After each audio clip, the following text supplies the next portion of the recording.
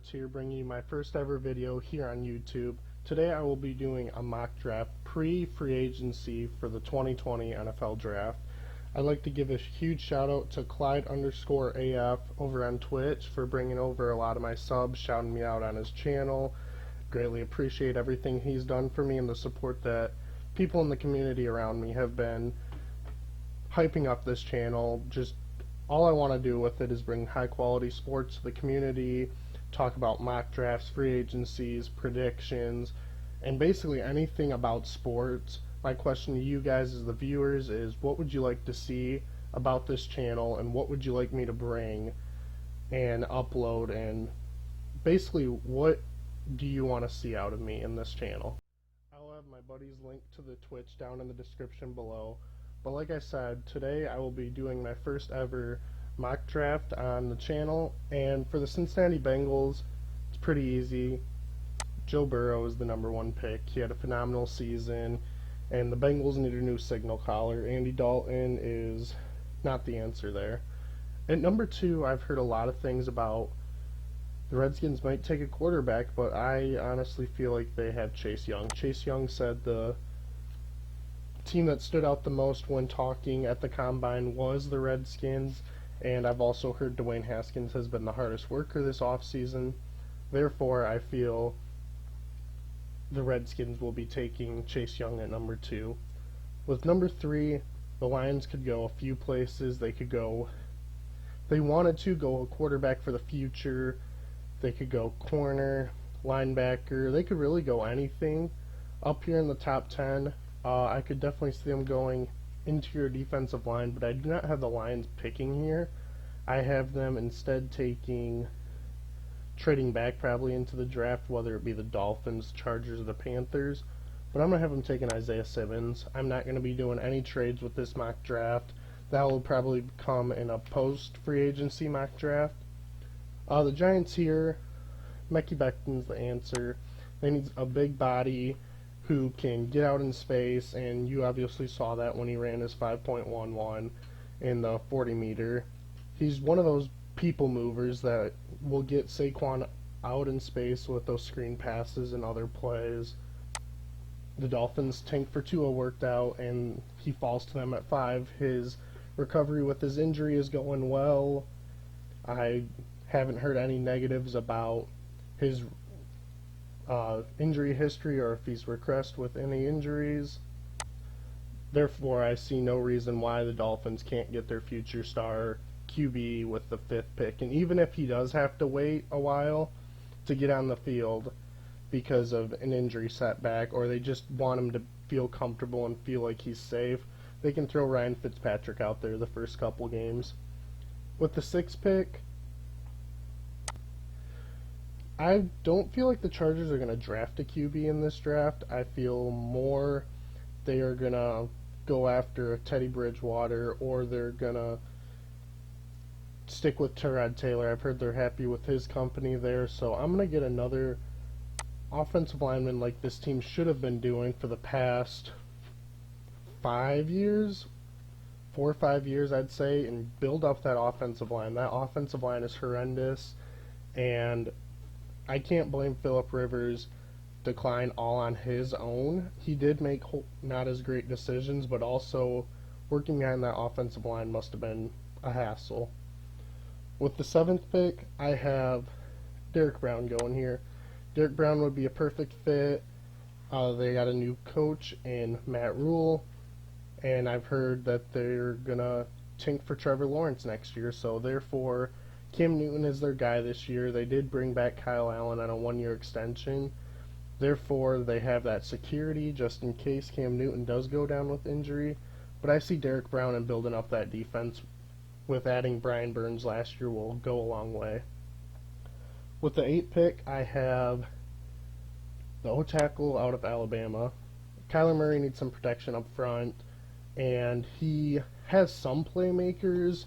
They could go with a receiver right here, whether it be CeeDee Lamb or Henry Ruggs or Jerry Jeudy, but I just feel like they need to keep protecting Kyler Murray and getting that run game going. They had great success with Kenyon Drake, and therefore I don't see them going anywhere else but offensive line with this pick. At number 9, they traded away A.J. Bouye and Jalen Ramsey. Jeff Okudah somehow falls to them, a top 5 player in this draft, but he just somehow falls to the Jacksonville Jaguars, and they'll gladly take him. They need another number 1 corner, and I don't see them having like a number 1 or 2 corner on the roster as it stands right now. So this would be a great scenario for Jacksonville, who still has one more pick. Number 10, this should be pretty easy. Baker Mayfield struggled. His offensive line couldn't hold up. Get Andrew Thomas out there. Make him hopefully be Joe Thomas 2.0 and protect that blind side. At number 11, I'm going to take the first receiver here. I'm going to give the Jets Jerry Jeudy. They are pushing to re-sign Robbie Anderson, but I just can't see it happening. And even if they do get Robbie Anderson, he still hasn't lived up to a true number 1 receiver. I say he's a high-end receiver 2. Some people consider him just a receiver 2 in general, but he does have that potential of going to wide receiver 1. Therefore, Jerry Jeudy, if they don't retain Robbie Anderson, just gives Sam Darnold a playmaker. I could also see him going offensive line, but as is, already 4 of them are gone. Therefore, the Jets don't want to reach, and they just need to get a playmaker right now. Number 12, Justin Herbert. All this hype around, is Derek Carr going to stay? I can't believe for 3 years, this will be the 3rd year now where John Gruden and Derek Carr rumors have swirled, and Derek Carr's lasted this long. I think they get a signal caller for the future or for the now. I say they take this pick with Justin Herbert in hopes to either move Derek Carr before the draft or post the draft. I could also see him trading up if they traded Derek Carr before the draft. At the end of the day, I think Justin Herbert is the future for Las Vegas, and he is the answer to a John Gruden offense. Number 13, he's down here somewhere, Jordan Love. I could see the Indianapolis Colts, because they are a win-now team, letting Jordan Love sit back and develop behind a guy like Phillip Rivers or another signal caller that could be a veteran, whether Tom Brady does happen to leave New England, which I'm leaning more towards he does, but then again, I could feel like this is all just getting blown out of the water and he'll return to New England. They just want to get circulation and speculation coming around this free agency period. And I think Jordan Love is not a day 1 starter. He is a year or 2 molded guy. So therefore, if they brought in a veteran that could just kind of like shape Jordan Love, that would be the answer. And Jacoby Brissett did not have a great year. Andrew Luck really hurt them after leaving. Therefore, Jordan Love is probably the pick for me. At number 14, with this pick, I think they'll go Chase On out of LSU. I do think they retain Shaq Barrett. Shaq Barrett says he wants to stay here, and he might even take a discounted price for a team that gave him the 1 year, let's see what you can do contract. Therefore, Chase On would just provide another edge rusher, and I bet they're going to probably lose JPP. So just building up that defensive line, keeping it young, keeping it fresh, and getting after those quarterbacks in the division. At number 15, Broncos could go a number of places. They are losing a few wide receivers. They traded away Emmanuel Sanders, and they just need a couple positions here and there. I don't see them going in the secondary at all. Their secondary is very good, especially with that trade for A.J. Bouye. But I have them taking Javon Kinlaw. Shelby Harris had a great breakout season this year under their defense, but I just think Javon Kinlaw is another big body guy that can get after the quarterback and disrupt in that defensive tackle position. Number 16 with the Atlanta Falcons, I have them getting Christian Fulton. Desmond Trufant hasn't lived up to his contract. He's played well, but they just need another corner. They have Isaiah Oliver, who is still young, but they need to add to that secondary. That secondary isn't the strongest. Maybe they could go pass rush here, but I just don't see anyone besides maybe Epinenza that would blow me away with this pick. Therefore, I just have them adding to that secondary and helping out that defense. Number 17, the Cowboys. I think they bring back Dak Prescott, but the question is, do they bring back Byron Jones or Amari Cooper? And I just don't see either of those guys coming back. I feel like Dak Prescott is asking too much money. He was offered $33 million a year, and that would give them space to sign one of these other guys. But honestly, with what Dak Prescott wants, I can't see them retaining Byron Jones or Amari Cooper. Therefore, I'm going to give them a receiver in CeeDee Lamb.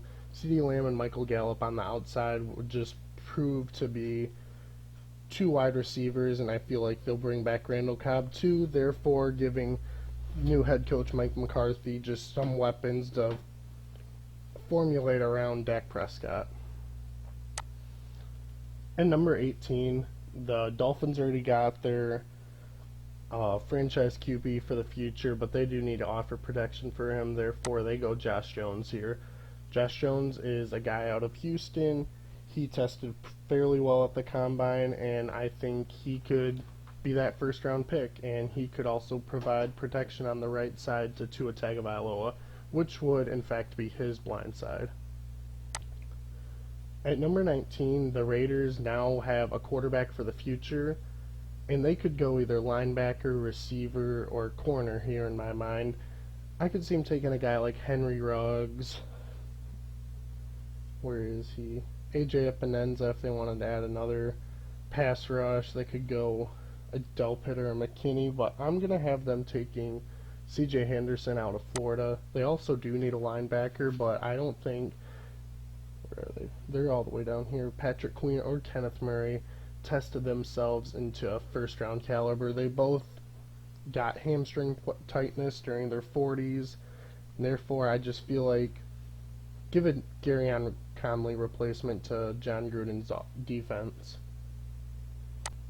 At number 20, I could see the Jacksonville Jaguars doubling down on corner. I would not be shocked if this happens, but I feel like they'll go out in free agency and sign a cheaper option or go later in the draft to double down at corner. It says they need a linebacker. Isaiah Simmons could have been a pick at 9 if the Lions didn't take him or anyone else in front of them didn't take him. Like I said, I don't see Patrick Queen being a first round caliber, so I'm going to give them Xavier McKinney to pair with Ronnie Harrison. Just keep building that secondary. That was the identity of that team, along with its pass rush in Saxonville back in, I think it was 2016, 2017. So just keep building that secondary, get younger, get faster, get better. At 21, they finally get a receiver. Philadelphia Eagles have swung and missed with J.J. Arcega-Whiteside. Alshon Jeffrey was a vital part to them winning the Super Bowl, but he's just struggled to stay healthy. Same with Deshaun Jackson. Ever since they traded for him and ate up all of his cap, they just need a true playmaker. Henry Ruggs has that speed. He gives Carson Wentz the ability to throw it downfield. And at the end of the day, I mean, they could go cornerback here. They really do need corners, but Henry Ruggs is the answer. He's a perfect fit for this scheme.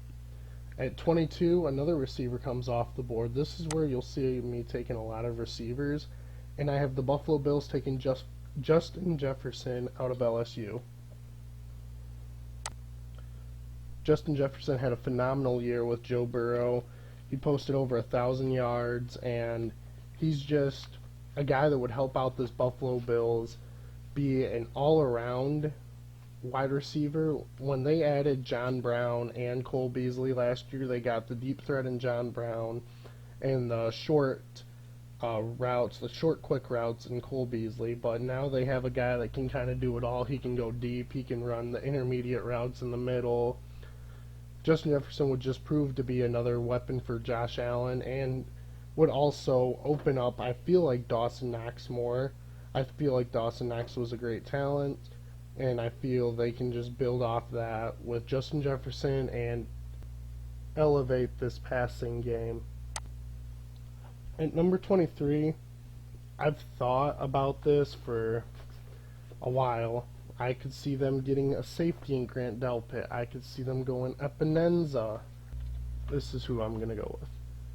They're going to take Jake Fromm out of Georgia. Jake Fromm is not a first-round talent quarterback, but I could see the Patriots taking a chance with them. They know Tom Brady could leave. He could not leave. That's what's tricky about this. We just don't know who the signal caller is. I don't think they believe in Jarrett Stidham yet. So get Jake Fromm. Get your QB for the future. And if you do bring in a veteran, let him groom behind that. Even if it's Tom Brady, that's still an amazing opportunity for Jake Fromm to be groomed behind him. At 24, New Orleans Saints get another playmaker. They're probably the best right now in Michael Thomas. Give them Denzel Mims, a guy out of Baylor who can run deep. He can catch those 50-50 balls. He's a big body receiver. I really enjoyed his combine too. He had an amazing combine. He is 6'3". And I don't know Michael Thomas's build, but Denzel Mims is just someone that can provide Drew Brees and Taysom Hill with another weapon. I do not think Teddy Bridgewater is coming back. Therefore, this is the pick I see, and I don't see them going with a quarterback, even though rumors have surfaced that Jacob Eason might go first round. At number 25, you gotta go corner. I understand your secondary is not the same as it used to be. Xavier Rhodes isn't getting any younger. You're going to lose Mackenzie Alexander and Trey Waynes due to the cap. And you are also going to lose the emerging breakout player in Anthony Harris. You just got to get cornerback. You could also go Grant Delpit, but I think Jeff Glandy would be a better fit.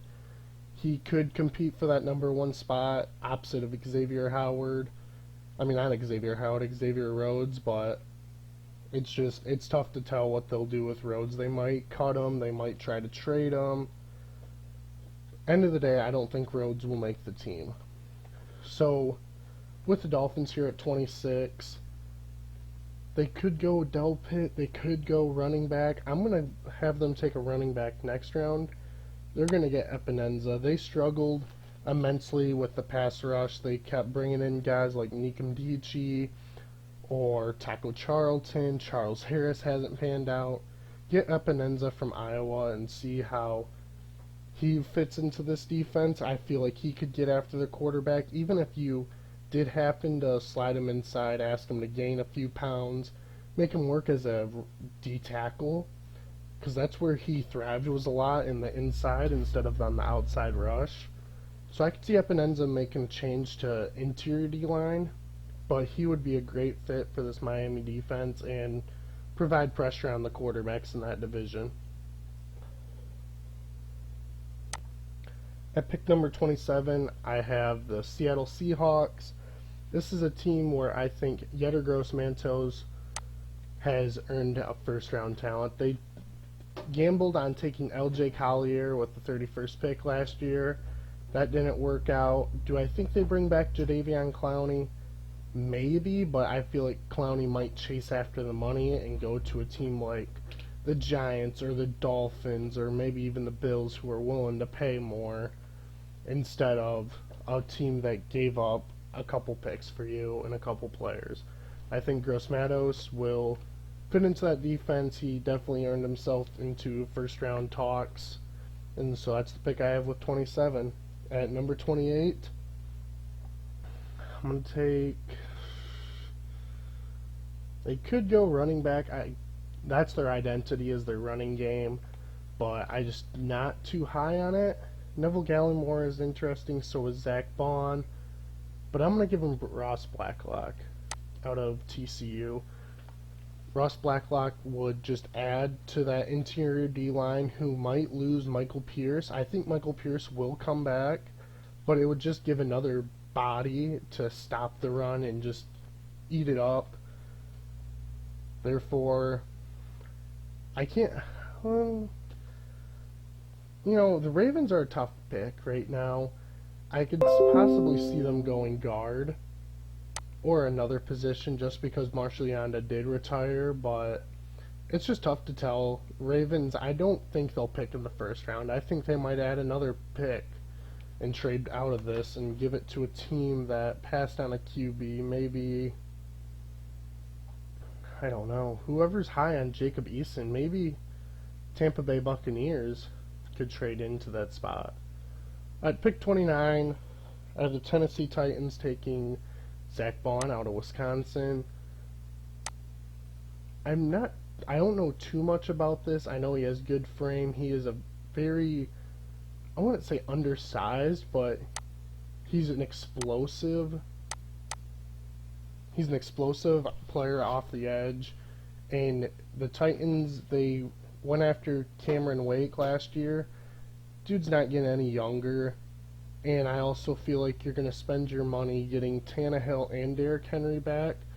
If I didn't believe they were getting Derrick Henry back, I'd see them going for Jonathan Taylor or DeAndre Swift. But I'm confident that Henry will be back in Tennessee. Therefore, Zach Bond will go to the Tennessee Titans.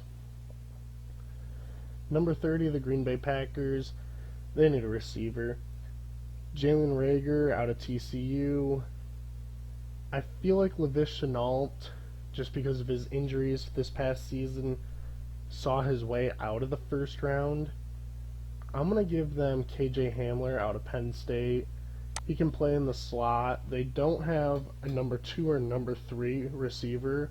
They have Devontae Adams, and that's really about it. Jimmy Graham's going to see his way out of Green Bay. I could see them going after a guy like Robbie Anderson. And even with a signing like Robbie Anderson, I could still see them bringing in KJ Hamler. Just giving Rodgers 2 fresh weapons. That would be an ideal situation for Green Bay. They went big into the pass rush last year, and you see how that paid off, bringing in Za'Darius Smith and Brown. Therefore, doubling down on receivers here with free agency and the draft would be, a blessing for Aaron Rodgers. Number 31, I don't feel like the safety tandem back there is going to come back. I don't think Jimmy Ward will return to this team, unfortunately, even though he does have that chemistry with the other safety who I'm blanking on right now. But I think Grant Delpit is going to the ideal team. He needs to work on his tackling. He needs to work on his form. He has the pieces there, but he did struggle this past season. It hurt his draft stock, but I still see him being a first-round caliber player and returning to a team that just missed the Super Bowl. I feel like he could give this defense the leap that they still need to retain that Super Bowl caliber form. With my last pick, I have the Kansas City Chiefs not taking a cornerback as it's their top need. I have them taking a guy like DeAndre Swift. They need a guy to pair with Damian Williams. They tried to bring in LaShawn McCoy. That didn't pan out, so therefore I see them bringing in DeAndre Swift to complement Damian Williams, be that first and second down. And I could see DeAndre Swift being all 3 downs, but Damian Williams, he's earned his spot on that team. And therefore, I just can't see them passing on him. But this is my first ever mock draft.